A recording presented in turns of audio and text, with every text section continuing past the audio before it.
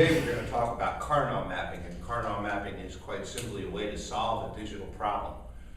It's really easy to come up with a digital circuit that will solve a particular problem, but the key is in trying to reduce the number of chips that we use, reduce the cost of the project, reduce the complexity of the project, makes it easier to design, makes it easier to build, makes it easier to troubleshoot, and really there are no disadvantages to making a problem as simple as possible.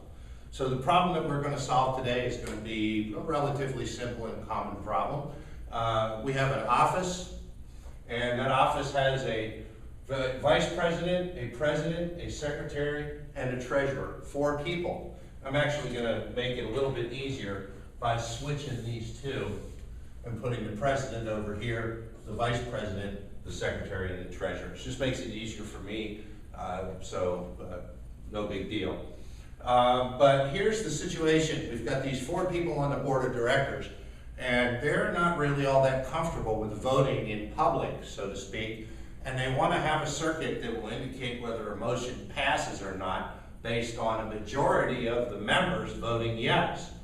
First thing that comes to mind here is when we look at this, we've got a president, a vice president, a secretary, and a treasurer. That's 4 people. When we have 4 people voting, there's the potential for a tie. So what we're going to do first off is we're going to make the president's vote worth 2 votes. So we're going to put a little 2 next to the president here. So the president then becomes the tiebreaker. And if we think about it, we should be able to see that we need 3 out of 5 votes in order for the motion to pass.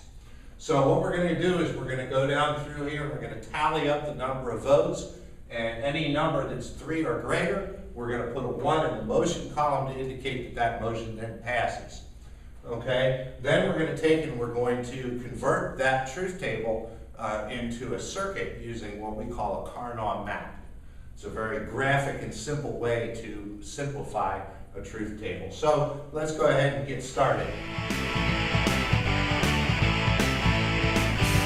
We look at the first row, all of them are zeros, which means that nobody voted for the motion to pass. So of course there are 0 votes. Here, the treasurer voted to pass, everybody else voted no. Here, the secretary voted to pass, everybody else voted no.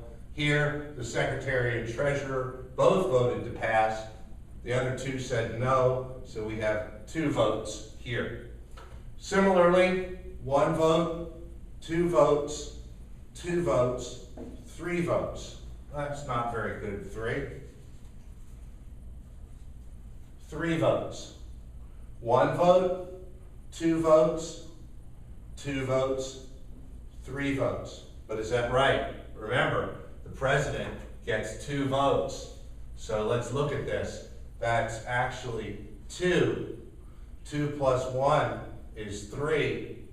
2 plus 1 is 3. 2 plus 1 is 4. Down here, 2 plus 1 is 3. 2 plus 1 is 4. 2, 3, 4. And here, 2, 3, 4, 5. Okay, so now we have tabulated how many votes there will be with each possible combination of voting.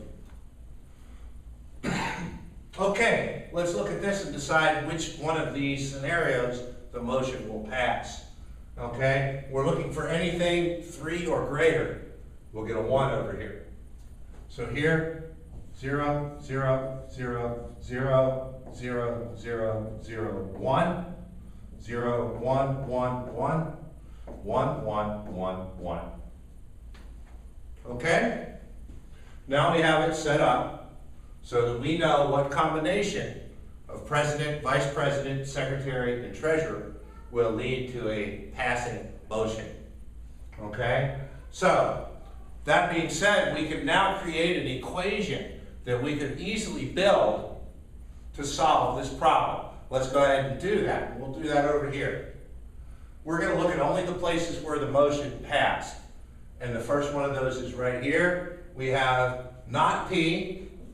In other words, the president voted 0. Vice president, secretary, and treasurer all voted 1.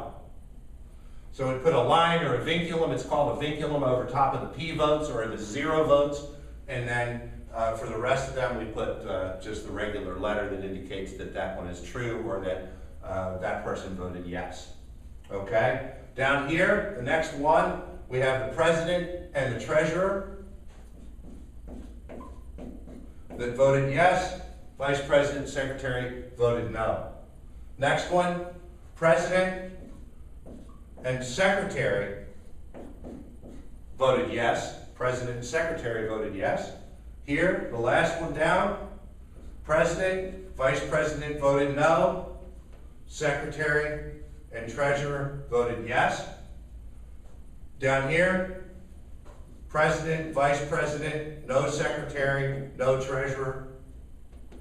President, vice president, secretary, treasurer. In this case, we had the secretary voted no. Second to the last one, president, vice president, secretary, and the treasurer voted no. And then at the bottom, president, vice president, secretary, and treasurer all voted yes. Okay, so now what we could say is that this combination, or this combination, or this, or this, or this, or this, or this, or this would give me a passing motion, which means that now I can write down a formula that gives us what that equation is going to look like. And it's going to look like this. It's going to be all of these ORed together. How many are there? 1, 2, 3, 4, 5, 6, 7, 8. So I need 8 of these.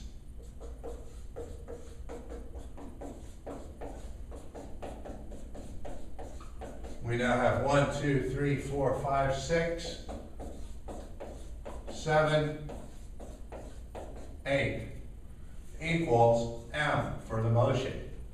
Okay? Let's go ahead and put our lines up. That's this one, the third one, the fourth one is just not the vice president. Fifth one is not the secretary, not the treasurer. Sixth one, not the secretary. Seventh one, not the treasurer. And the last one is everybody votes yes. Okay? There's the equation that we theoretically could build. And if we were to build this, you'll have to take my word for it. I would need 1, 2, 3, 4 inverters.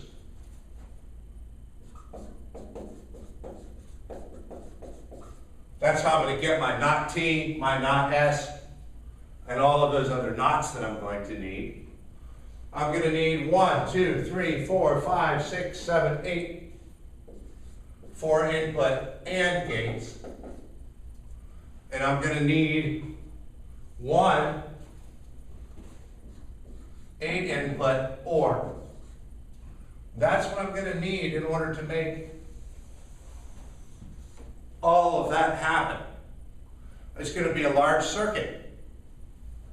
Okay? More expensive to build, more expensive to design, more expensive to troubleshoot, repair, and of course more expensive to power. So there's got to be another way. Now, when we think about this problem conceptually, I think we can all agree that if we need 3 votes to pass, that there are basically 2 ways to get that to happen. The first way is when we look at this scenario right here. Everybody except the president votes yes. The motion passes. Okay, so if everybody except the president agrees, then the motion's going to pass. The other scenario is for the motion to pass, if the president votes yes, then I only need 1 more member to get to 3. So basically I'm looking at either everybody except the president or the president and 1 other person. That makes conceptual sense. Let's write that down.